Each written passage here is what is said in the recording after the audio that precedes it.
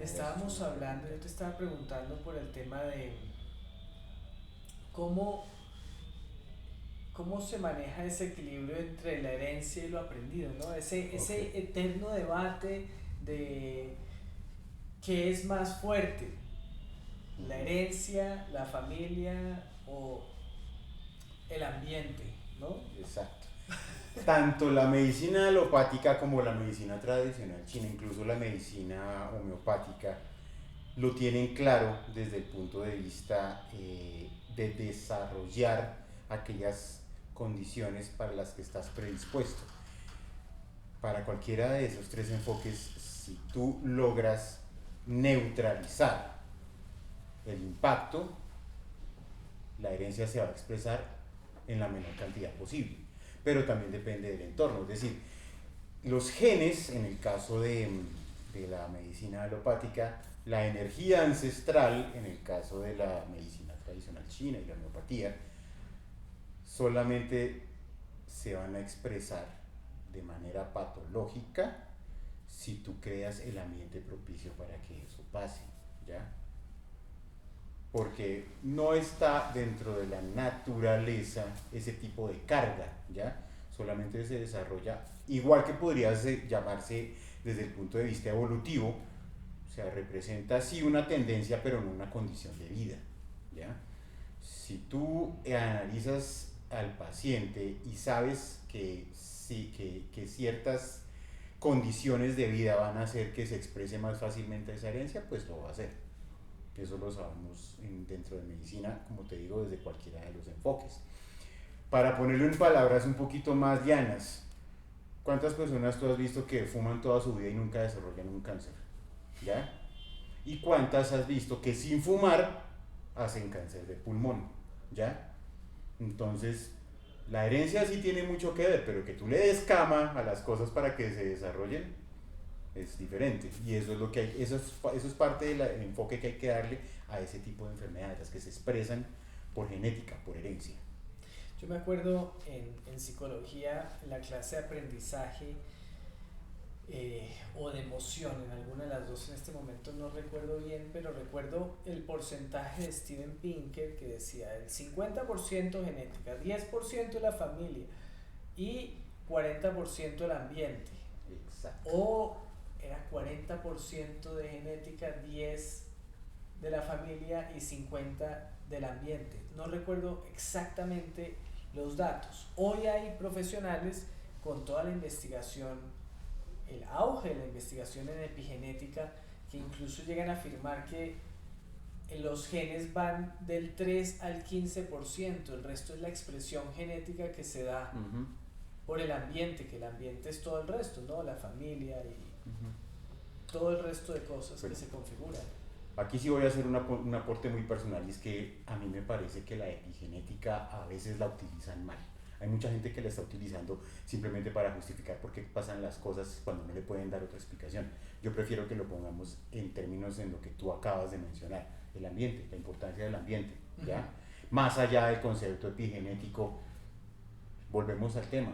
Si una persona está destinada a ser un asesino serial, lo único que necesita es el espacio propicio para desarrollarlo, ¿ya? Súmenle maltrato, súmenle represión, súmenle semitismo. Entonces es un caldo en el que se va cocinando una persona con una tendencia y resulta saliendo en una escuela de Estados Unidos a darle bala a todos los compañeritos.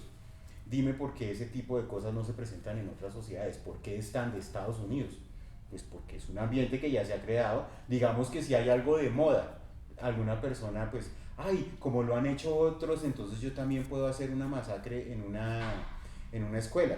Pero se ha visto que hay un componente sociopático detrás de eso, no es un reto de internet, se necesita cierta adoctrinación, cierto adoctrinamiento en algunos pacientes, maltrato, digamos que bullying, todo eso empiezan a ser cosas que despiertan en esas personas formas de violencia exageradas, ¿ya? ¿Por qué no vemos eso en otras sociedades, sin irnos más lejos como la colombiana? Digamos que aquí somos un poquito más tolerantes con la violencia. Y el bullying, tú lo sabes, en nuestra generación no existía. Simplemente era una forma de interacción común en los colegios, montársela al más bajito, al más flaquito, ¿ya? Pero digamos que el entorno familiar era muy sólido. Entonces no, la persona que se sentía relegada o que sentía que los demás le trataban de poner el pie encima, sí encontraba apoyo familiar. Y tenía un papá que de buena forma o de mala forma le decía acostúmbrese y no se deje y no se la deje montar, o le decía pues vaya y le da en la jeta, pero demuestre que usted no es ningún pendejo, ¿ya? Pero había retroalimentación, o sea, eran cosas que no se dejaban pasar. Yo no estoy diciendo que sea aplicable a la sociedad, ni estoy diciendo que fuera lo correcto, pero en ese momento, o sea, tú oyes a alguien con ese resentimiento y con esas cosas en este momento como la oyes en una persona que está hasta ahorita en el bachillerato y que se siente acongojada y débil por cualquier influencia o cualquier desaveniencia que tienen con él. Entonces eso, o sea, son faltas, no es que haya falta de herramientas porque pues todos somos los mismos seres humanos, pero si tú no cuentas con el ambiente de apoyo, eso es un caldo de cultivo para que empieces a hacer ese tipo de trastornos.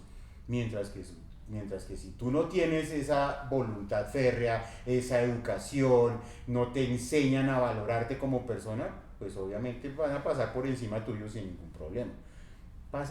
Así como pasa con estos problemas, pasa con todas las enfermedades.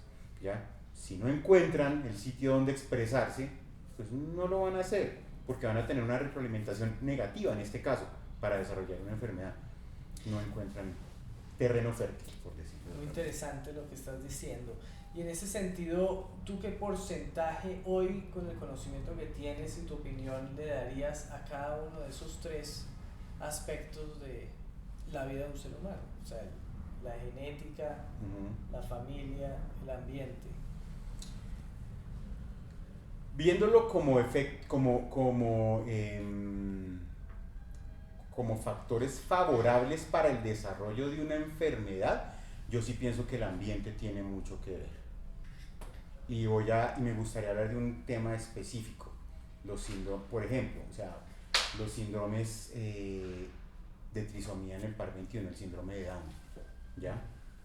Antes eran pacientes o eran personas, porque ni siquiera puedo hablar de pacientes, yo no pienso que sea realmente una enfermedad, es una condición de vida diferente.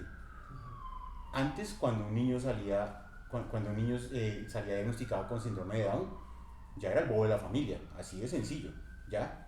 Y digamos que no se le gastaba mucha corriente a eso, ya sabían que iba a ser una persona limitada, se le exigía mucho, no se le daban estímulos más allá de lo que pudiera, porque pues como es el niño Down, él va a ser Down toda su vida y eso no tiene remedio.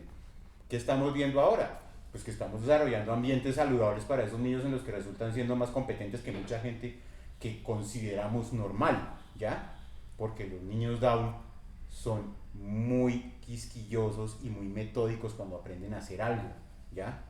Ya se estampa, o sea, ya deja de ser, por decirlo algo, un trastorno afectivo bipolar funcional, porque ya están encaminados en que les gusta algo y se vuelven muy buenos en lo que hacen, ¿ya? Son trabajadores responsables, ¿ya? Pero depende del ambiente, se les dio la oportunidad. Son niños son personas completamente competentes, incluso profesionales en lo que hacen. Entonces, ¿qué diferenció los unos de los otros? Pues el ambiente. Se les dio la oportunidad de desarrollar sus capacidades sin limitación, sin pensar en pobrecitos, hasta ahí van a llegar. Pero ese hasta ahí van a llegar es una limitante ambiental. Si yo los dejo ser, se desarrollan bien. Y mira, ese es el resultado. Entonces, para mí lo que más pesa sí es el ambiente. La genética y lo demás, yo pensaría que hasta menos o sea, el ambiente un 60%, el resto se lo reparten entre la genética y la patología en sí. Qué interesante, y me hiciste acordar del tema de las expectativas y cómo lo relacionan con el efecto Pigmalión o la profecía autocumplida, ¿no? Cuando esperamos algo de alguien, como el poder que tiene una autoridad en ese alguien hace que eso se manifieste más rápido. O sea, prácticamente uno va al médico y el médico, como es la autoridad, le dice, no, tú eres hipertenso, así vas a estar, tienes que estar con esta pastillita toda la vida. Y entonces la persona, por esa expectativa del médico de, o cuando le dicen, ¿no? Le quedan 3 meses de vida y se la compra. Exactamente. Eso pasa mucho y es algo con lo que yo hablo con mis estudiantes cuando dicto semiología. Es una de las directrices de la... Y eso es clásico, ni siquiera es algo moderno, es algo que se sabe desde hace mucho tiempo, es sabido por los semiólogos clásicos, semiólogos clínicos clásicos, pero es algo que a mucha gente nunca le puso cuidado y está escrito desde hace mucho tiempo. Y es eso. Antes decía que al paciente se le deben decir verdades a medias y se refieren específicamente a ese tipo de cosas como las que tú hablas. A usted le quedan 3 meses de vida. ¿Qué pasa en el caso de la medicina específicamente? Cuando nosotros le decimos cuando le decimos eso a un paciente, además de que lo estamos programando neurolingüísticamente, que es la verdad, el destino y el universo se encargan la mayoría de las veces de llevarnos la contraria. Entonces, ¿cuántas veces has oído la historia que llega a decir alguien en una conversación? Ese médico le dijo a mi papá que le quedaban 4 meses de vida y miren, ahí está, 5 años y contando. Porque esas cosas no las debe decir un médico, ¿ya? El error no está en decirle a una persona que tiene 4 meses de vida, es cómo se lo plantean. Entonces lo que hay que hacer es ceñirse a la realidad y no ser fatalista. Entonces yo le digo, cuando lo hago y cuando lo tengo que hacer yo le digo en paciente, estadísticamente lo que nosotros sabemos es que una persona con su patología tiene una expectativa de entre 4 y 6 meses. Pero eso no quiere decir que sea una regla absoluta. Hay gente en su caso que igual se puede morir antes, pero también mucho después. Todo depende de cómo se adhieran al tratamiento y de cómo viven la enfermedad. Entonces lo que yo le digo a mis estudiantes es, díganle la verdad por dura que parezca, pero no le quiten la esperanza, porque la estadística, se llama estadísticas porque se equivoca y no es absoluta, ¿ya? Entonces siempre hay que tener cuidado con eso. Primero, no programarle lingüísticamente a nadie e enmarcarlo dentro de un diagnóstico. Y segundo, decirle la verdad, porque no todo, o sea, por más que, o sea, ni siquiera un tiro en la cabeza te mata con el 100% de efectividad. Entonces, no hay que hacer lo mismo con ninguna otra enfermedad, ¿ya? Todos los pacientes tienen, por simple, así sea un milagro divino, pero se salvan. ¿Y tú cómo quedas si lo condenaste a muerte en 4 meses? Pues obviamente vas a perder tu credibilidad como profesional de la salud. Entonces, ¿qué hiciste? Absolutamente nada, porque no le ayudaste al paciente y fuera de esto te pusiste en boca de los pacientes porque ya no te van a creer. Entonces nada se gana con eso, nada se gana con atenuar la verdad. Se dice la verdad completa, pero completa, no solamente se desahucia al paciente cuando desafortunadamente hay que hacerlo, sino que le pintas todo el espectro y le dices, pues que hay gente con lo suyo que sí se ha salvado y duran 10, 15, 20 años. ¿Ya? Porque nunca sabemos ni cómo va a evolucionar la ciencia médica, ni ese paciente específico cómo va a reaccionar. Y vuelvo al cuento de la individualización. Tú no sabes cómo va a reaccionar ese paciente y tú no puedes tratar a la gente por estadísticas. Esa persona puede tener un desarrollo de su patología completamente diferente al que tú estás acostumbrado a ver. Y esa es la realidad. Eso es lo que cotidianamente pasa.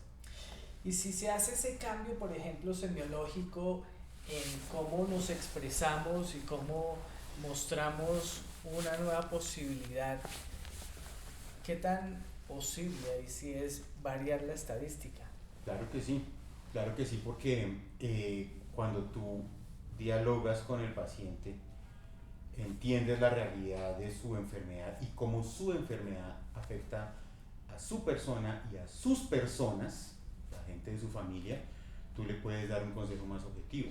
¿Ya? No te quedas en el marco unidimensional del médico que diagnostica y te trata y se lavó las manos, ¿ya? usted váyase por su camino a hacer lo que debe hacer según los libros. No, tú tienes que empezar a pesar de lo que yo sé que tanto tú como yo vimos en ciertas clases de mantener la distancia con el paciente y no involucrarse con el paciente. Ojo, es que una cosa es no involucrarse y otra cosa es ser indolente, ¿ya? Si tú entiendes la realidad de un paciente lo puedes ayudar mucho mejor. Entonces a nosotros siempre no fue con mala intención, en principio no fue con mala intención que nos enseñaron eso, simplemente estaban tratando de preservar nuestra salud mental y que no nos fuéramos a afectar con cada historia triste que entra a nuestro consultorio. Pero es que una cosa es eso y otra cosa es desentenderse de la realidad del paciente, que eso tampoco se puede hacer. Tú con la práctica puedes lograr un balance entre esas cosas, ¿ya? Entonces que el paciente no se sienta abandonado a su suerte cuando digo, bueno, se va a morir, hasta luego. Una de las cosas que a mí me impresionó cuando escuché hablar a mi cuñado, que eh,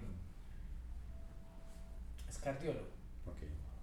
y en el hospital le estaban pidiendo bajar su consulta de 12 minutos a 6.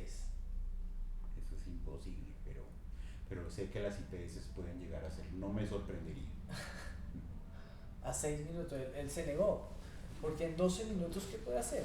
O sea, más allá de leer los exámenes, prescribir un control, pero realmente con ese involucramiento, así sea mediano, ese balance que tú estás mencionando en este momento, que es tan necesario, ¿no? Porque mucha gente, bueno, ahí sí el médico, si ya se mete demasiado, entonces ya es médico, psicólogo, terapeuta, ¿no? ¿Y por qué no? Desafortunadamente, la salud como está manejada en este momento no está diseñada para estar a favor del paciente, está a favor del negocio. Dime qué otra razón hay para disminuir una consulta de 6 minutos. Pues que haya más pacientes por hora. Eso al único que beneficia es al dueño del negocio, porque el médico no puede hacer su trabajo y el paciente no se va a mejorar, pero se factura igual. O más. O más. Entonces, ¿quién es el que está ganando en ese modelo? El dueño del negocio. El paciente va a sufrir y el médico sabe lo que tiene que hacer, pero por tiempo no lo puede hacer. ¿Y qué te inspiró a ti a irte por la medicina ancestral china? Precisamente eso que te estoy contando. Yo desde que empecé a hacer mis rotaciones clínicas, después de haber pasado el ciclo de ciencias básicas, que es aprender anatomía, histología, fisiología, patología, todo lo demás, pues empiezas a ver los pacientes en el hospital. En ese tiempo pues digamos que no había tanto recelo, era más fácil en interactuar con los pacientes a pesar de que tú estuvieras hasta ahora empezando, ¿ya? Pero desde ese entonces me di cuenta de que todos lo manejaban por protocolos, ¿ya? Entonces, ¿cuál es la dosis indicada para esto? ¿Cuál es la dosis indicada para esto? Si los valores están entre esto y esto, hay que darle esto. Yo decía, pero eso realmente es aplicable, porque yo veía, sobre todo en medicina interna, que es la especialidad de las enfermedades crónicas, yo decía, bueno, mucho protocolo y se aprende uno muchas tablas y todos los índices y aprende a sacar uno todos los cálculos, pero el paciente se está grabando y el paciente lleva con diabetes 20 años y entra a cada rato por una crisis de hiperglicemia, se le volvió a subir el azúcar y otra vez está acá y le terminan amputando una pierna. Entonces, ¿qué hicimos? O sea, paliamos un paciente hasta que lo llevamos a morirse con la enfermedad que nunca dimos el chiste cómo tratar. ¿Alguien le preguntó si come bocadillos por lo menos? ¿Alguien se preocupó por irle a preguntar a la familia si él es un comedor de azúcar compulsivo? ¿Alguien le preguntó si de pronto la diabetes le genera una ganancia secundaria dentro de su familia? Entonces en ese punto, ¿qué protocolo sirve?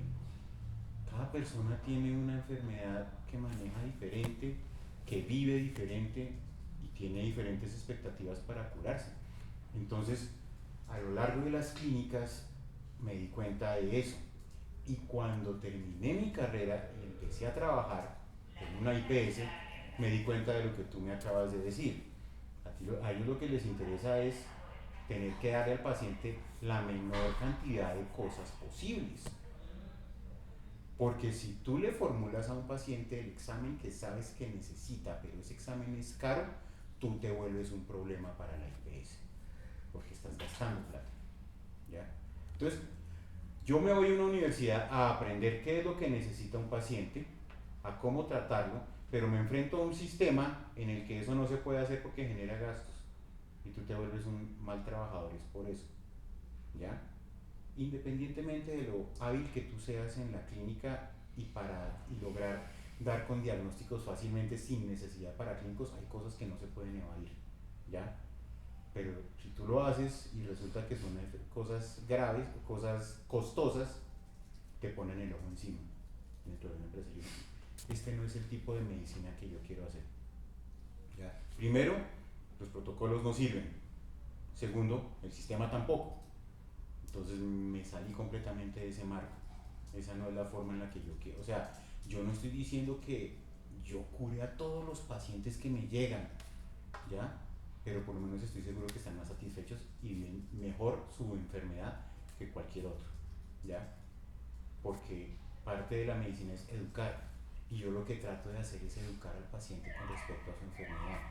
Quitarle ese estigma del que ya hemos hablado, que deje de pensar que la enfermedad lo define, porque uno se vuelve esclavo de la enfermedad entonces y uno se pierde como persona, ¿ya? Uno no puede ser esclavo de la diabetes, uno no puede ser esclavo de la hipertensión, ¿ya? Educación es enseñar al paciente que a pesar de que uno le trata de dar lo mejor que puede, también depende de sí mismo su salud, ¿ya? Que si come azúcar su diabetes no va a tener un buen desarrollo, que si le gusta comer salado de pronto su hipertensión se va a complicar innecesariamente, que si sigue comiendo mucha fritanga pues el corazón no le va a resistir un tercer infarto, ¿ya? Ese tipo de cosas, pero de una manera que no sea punitiva, sino que le muestre al paciente cómo su vida se está limitando por no querer hacer lo que debe hacer desde su ángulo para su salud. Yo le puedo ayudar en ciertas cosas, pero el proceso de curación debe salir de uno, ¿ya? En eso se fijan todas las medicinas alternativas, cómo hacer que la persona se cure, a orientarlo a una curación natural, sin tanto traumatismo y sin depender de químicos, ¿ya? Es eso. Y hay, en este viaje que yo he tenido a lo largo de estos años, desde que estudié psicología y en estos últimos 4 años donde me metí con la educación visual, me parece muy interesante que lo mencionas, ¿no? Es muy importante educar en medicina, educar al paciente. Ahora hay un tema interesante ahí que tiene mucho que ver con lo que estábamos hablando antes de el ambiente, las patologías y la herencia, o la familia y la herencia, y tiene que ver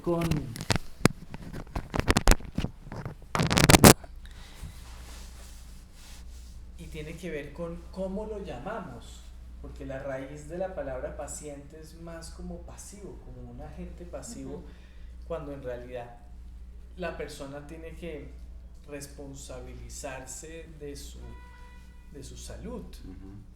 Entonces, cuando estamos ahorita como coaches visuales y entonces dicen, no, es que tengo paciente, y dicen, no diga paciente, diga que son participantes, porque digamos que la connotación que uno le da a la persona que viene a una consulta es, no lo carga tanto de yo le voy a dar una solución a usted, sino usted tiene que trabajar por la solución que yo le puedo mostrar por dónde ir, pero realmente quien tiene que hacerse responsable es la persona como tal, ¿no? Exacto. ¿Tú qué nos puedes decir sobre esto? Si tú te has dado cuenta, no sé si de pronto en medio del tiempo que hemos compartido acá, eh, a mí al comienzo se me habla de pacientes, me dice un paciente para tal hora, pero cuando ya lo he visto, yo a él me refiero por su nombre. Yo nunca les digo el paciente, no, les digo por su nombre.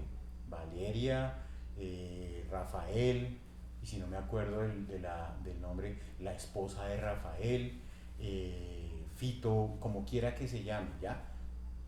Porque el tema de llamar a los pacientes a mí también me marcan que están enfermos. Y si están enfermos, ¿para qué los tengo acá? ¿Ya? Entonces, más allá de la enfermedad, ellos son personas y no los puedo despersonalizar, porque si no el que empieza cometiendo el error de identificarlos por su enfermedad soy yo. ¿Ya? Entonces yo eso también lo hago con los pacientes. Yo no me refiero a ninguno de las personas que he visto como pacientes cuando ya las he conocido. ¿Ya? Porque sí, estamos de acuerdo. No hay que enmarcar a las personas dentro de la enfermedad. Eso es pura programación neurolingüística. Ahí sí, Claro. como dices, pura y dura, del Pura libro. y dura del libro, sí. Y digamos, el otro día que hablamos de homeopatía, que hablas de Sí. homeopatía y, y los diferentes niveles en los que se trabaja la homeopatía, eh, yo entendía que hay, cuando le tienes que hacer un análisis exhaustivo a la persona para conocer Sí. bien como sus diferentes áreas y de ahí poder entender por dónde vas a crear tú el tratamiento. Digamos, ese marco de entendimiento, por qué áreas viaja, o sea, qué áreas se indaga en una persona cuando la vas a tratar con homeopatía. Lo primero que hago cuando veo a un paciente por homeopatía es dejarlo hablar mucho. Normalmente cuando una persona se quiere expresar, tú tienes que evitar al máximo intervenir. El paciente te va soltando las cosas solo, tú tienes que tratar de intervenir lo menos posible, ¿ya? Porque el paciente, si tú creas un vínculo, te va a soltar todo. Entonces lo primero es igualito, lo del nombre. Digamos que lo primero que hago es preguntarle al paciente cómo se llama y él me dice cómo se llama, pero lo segundo que le pregunto es cómo le gusta que le diga. Hay gente que no le gusta ni su primero, o hace su primero o hace su segundo nombre, si tienen dos, o no les gusta el nombre, les gusta más que les digan por su apodo, se sienten más en confianza. Solamente con eso ya se ganó un terreno inmenso en la relación médico-paciente, ¿ya? Porque le estoy demostrando al paciente que sí me interesa verlo a él, no como una cifra, no como alguien que entró antes o después de otro, sino él, ¿ya? Individualizar empieza desde ahí, preocuparte hasta cómo le gusta que le digan, sí, porque tú preciso coges el nombre que no le gusta y empiezas a llamarlo por eso, pues obviamente va a perder conexión completa y, ay, qué pereza. No, tú pregúntale cómo le gusta que le diga y empieza la conversación. Y le preguntas no qué tiene, sino qué le puedo ayudar. ¿Ya? Porque tú le prestas una ayuda. Y ahí en ese momento ya le estás diciendo es que es una ayuda. Que lo principal es desde allá. Yo solamente soy un vehículo. ¿Ya? La curación empieza desde allá. ¿En qué le puedo ayudar? ¿Qué afección tiene? ¿Qué cosa? Ahí se abre el espectro. Entonces cuando yo le digo en qué le puedo ayudar, ya no me estoy fijando solamente, ya le estoy inconscientemente diciendo, no hablemos solamente de su enfermedad, hablemos de todo usted, ¿ya? Y va a empezar a recordar cosas que de pronto no tiene muy presentes, pero son síntomas y son cosas que le afectan desde hace mucho tiempo. Entonces, después de que yo dejo que el paciente hable libremente, yo empiezo a hacer ciertas preguntas que me ayuden a depurar las respuestas, a ser más concreto en los síntomas, ¿ya? Cómo se presentan, a qué hora se presentan, con qué intensidad se presentan, si hay factores que los desencadenen, si hay factores que siempre los agraven, si hay factores que siempre lo mejoran, ¿ya? Si tiene alguna modalidad de presentación en especial. Después de que me lleno de ese tipo de cosas, me voy a la esfera mental. Primero, algo más físico, pero después siempre la esfera mental. Porque dentro de la homeopatía sí es muy importante la esfera mental, incluso por encima de la física porque va pegada, pero no tiene una jerarquización tan grande como la esfera mental. La esfera mental me da a mí tendencias de personalidad y la personalidad hace que los síntomas se desarrollen de uno u otro modo. Entonces para mí, en ciertos pacientes sí es más importante la esfera mental. ¿Cuándo fue la última vez que estuvo triste? ¿Por qué motivo? ¿Y cómo reaccionó? ¿Y siempre reacciona de esa forma? ¿Y por qué lo hace sentir así? ¿Qué es lo que siente para tener ese tipo de reacción? ¿Cuándo fue la última vez que estuvo contento? ¿Por qué motivo? ¿Qué lo hace feliz? ¿Qué lo deja tranquilo? ¿Cuándo fue la última vez que tuvo una reacción violenta? ¿Por qué? ¿Siempre le dan ganas de lo mismo? ¿Por qué un cuchillo? ¿Por qué una pistola? ¿Por qué a golpes? Eso me crea ciertas tendencias que se manifiestan en los síntomas, ¿ya? La forma como tú reaccionas ante las cosas también es un indicador de cómo tu cuerpo reacciona a las enfermedades. Entonces, por eso es que yo me demoro tanto analizando un paciente dentro de la homeopatía, porque necesito saber mucho esa minucia, esas cosas pequeñas que me crean un cuadro muy grande, pero un cuadro muy específico de ese paciente. Eso me va a dar a mí herramientas certeras para poderlo tratar a él. Y eso es lo que siempre te he insistido, a él, no a todas las personas que tienen esa enfermedad, sino cómo tratar al paciente que tiene ese conjunto de síntomas que parecen sueltos pero hacen parte de su enfermedad. Y yo trato al enfermo, no a la enfermedad, porque enfermedades tenemos nosotros muchas al tiempo. Lo que me interesa es tratar al enfermo. Entonces, esa es la forma en la que se debe enfocar un paciente de homeopatía. La totalidad sintomática, así tú piensas que no tiene relación una cosa con la otra o te parezcan detalles insignificantes. Si son importantes para el paciente y le molestan, hay que tratarlos. Eso es. ¿Y cómo puede afectar, digamos, esa esfera mental, según tu expertise, los músculos de los ojos, por ejemplo, o de la espalda, o de... Más específicamente de eso? Pues bueno, las situaciones de contradicción, por decir algo muy común. ¿Cómo reaccionas tú, cómo reacciona tu cuerpo cuando a ti te sacan la piedra, cuando a ti te llevan la contraria, cuando no hacen lo que tú dices? Y son tres condiciones diferentes. Una cosa es que hagan que te dé mal genio, otra es que te hagan reaccionar violentamente y otra cosa es que no te gusta que te contradigan. ¿Ya? Entonces hay que analizar todo en su justa proporción. ¿Qué es lo que realmente motiva las reacciones? Y ahí tú vas a saber qué es lo que despierta, qué sensación exacta es la que despierta esa tensión en el cuello. ¿Qué es eso que hace que a una persona con mucha ira le empiece a temblar el ojo? Que eso tú lo ves mucho, supongo yo. Que una persona cuando entra en estatus de ira, le tiemblan los ojos y se pone rojo y se le brota la vena, ¿ya? Pero ¿qué es exactamente? ¿Es el hecho de que le lleven la contraria o es que piensa en agredir a la persona y por eso se contiene? ¿Ya? ¿Qué es lo que le enferma? Es eso. Entonces tú lo que buscas es el disparador. ¿Ya? El disparador. ¿Cómo reacciona esa persona y cómo eso se ve reflejado en la tensión muscular? Entonces tú empiezas a ver las posturas.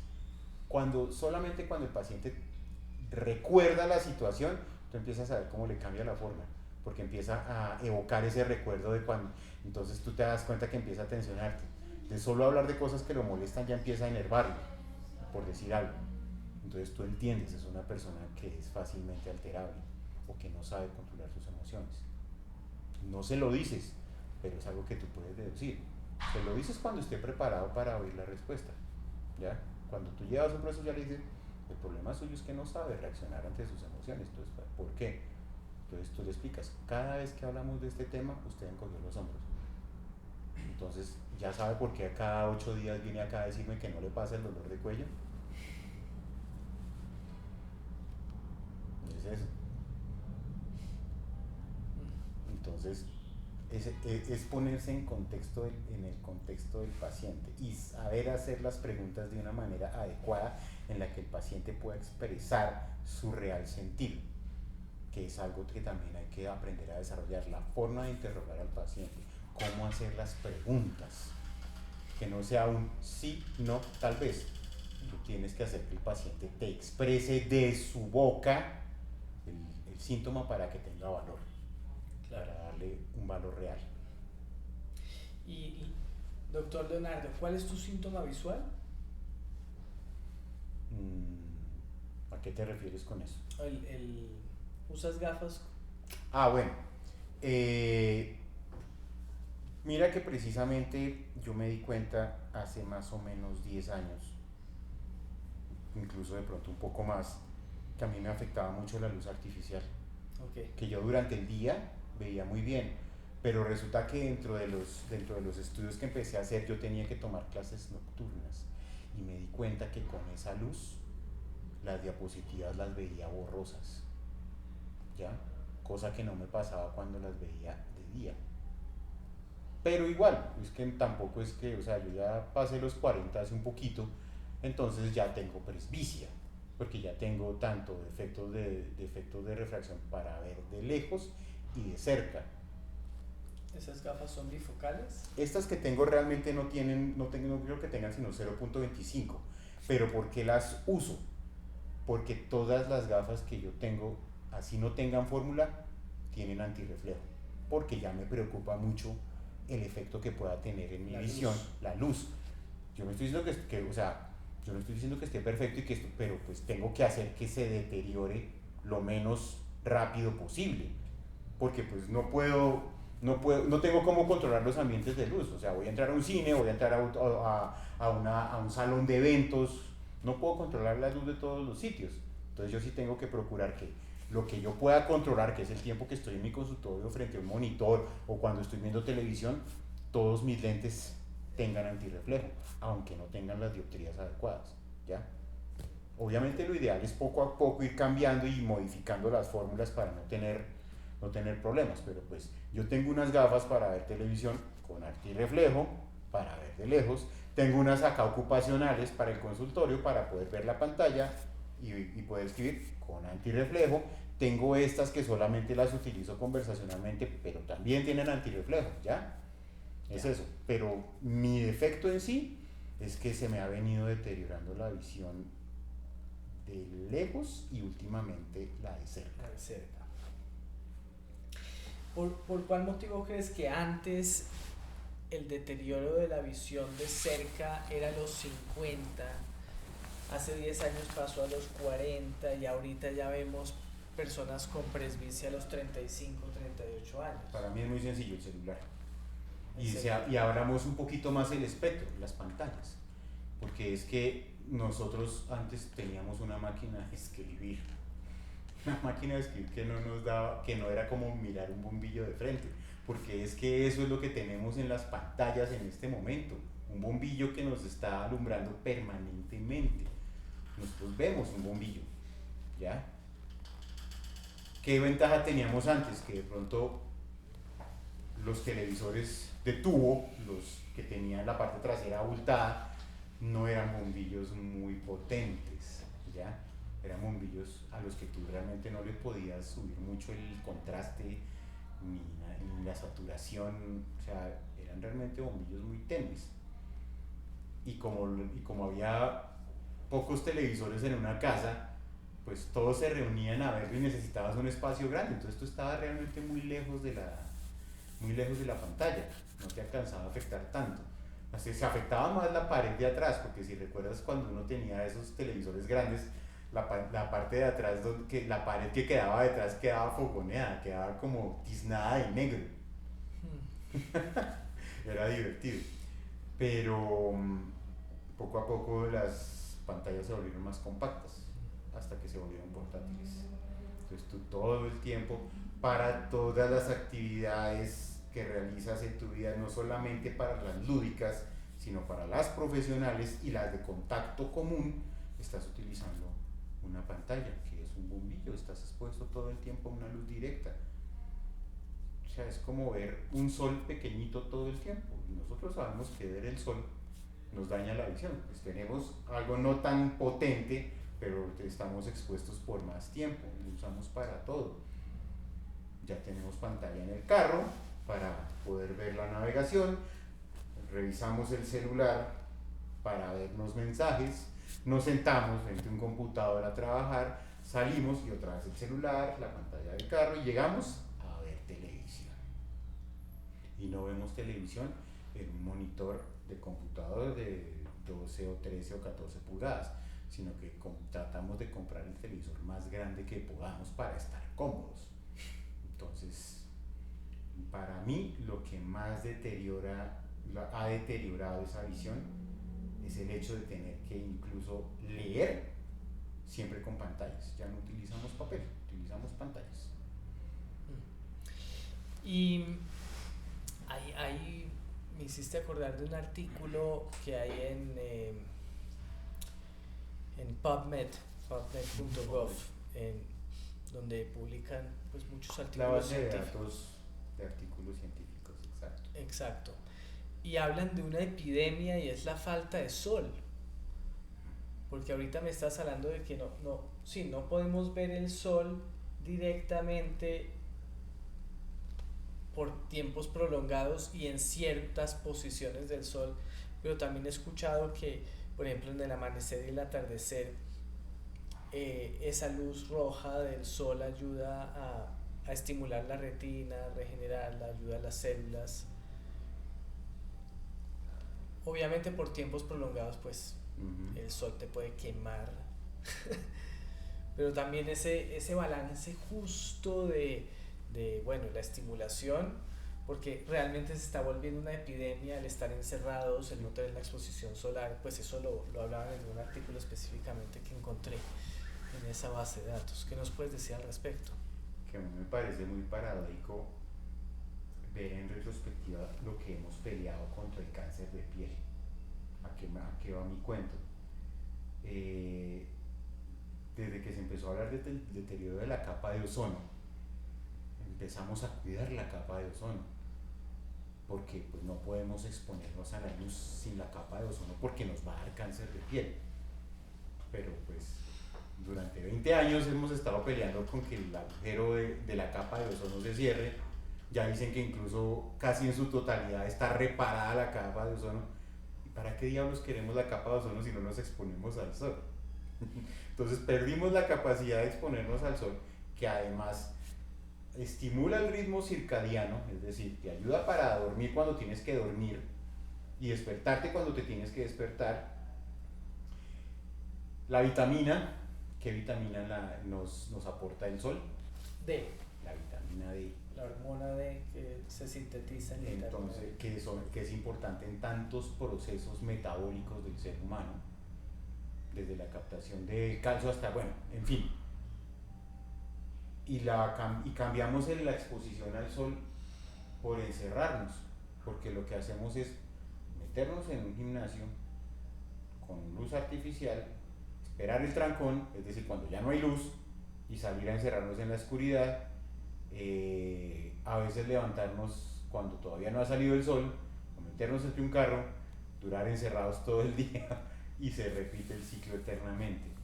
Y nos quejamos porque cuando nos da el sol nos irritamos mucho, ¿ya?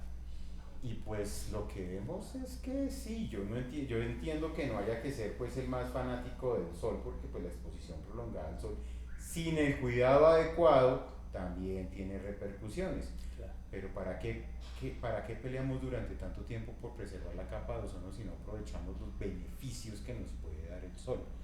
O sea, y los beneficios del sol no es irnos en Semana Santa a Cartagena, es tener una exposición, digamos que regular, sin ser exagerada, a los rayos. Es que ni siquiera es que el sol sea pleno. Con la vulgar resolana que conocemos sería suficiente, pero recibir los rayos del sol, ¿ya? Yo nunca he oído cosas como que la exposición al sol te dañe los ojos, a menos que veas directamente al sol, ¿ya? Pero lo que sí hemos visto es que la luz artificial sí los daña, porque digamos que tú sabes que al sol no miras de frente, entonces tú solo ves los reflejos que te da la naturaleza, mientras que las pantallas y todas las luces artificiales sí son estímulos directos. Entonces sería mejor estar a expensas del sol y no a expensas de la luz artificial. ¿Y qué darías de recomendación a las personas que están viendo esto y que conozcan un poco más de lo que estamos haciendo en Korvac Clinic?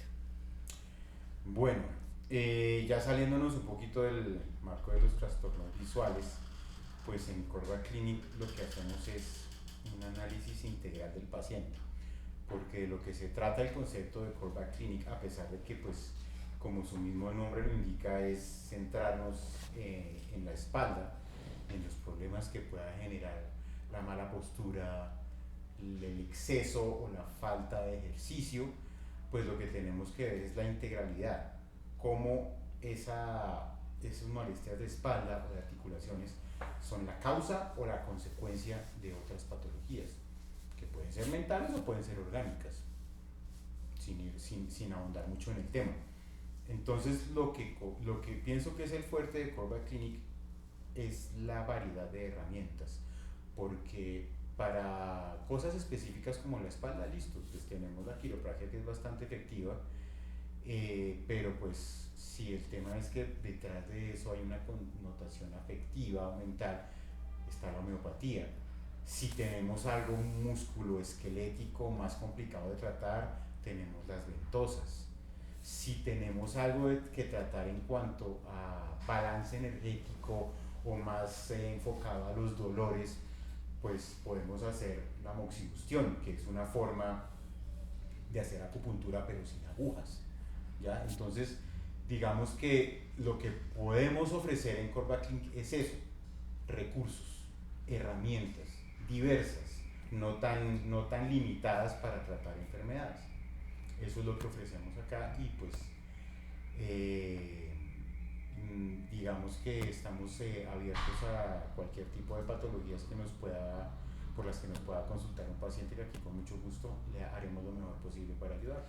Y cuéntanos, para terminar, ¿cuál es la ventaja de que un doctor te haga quiropraxia?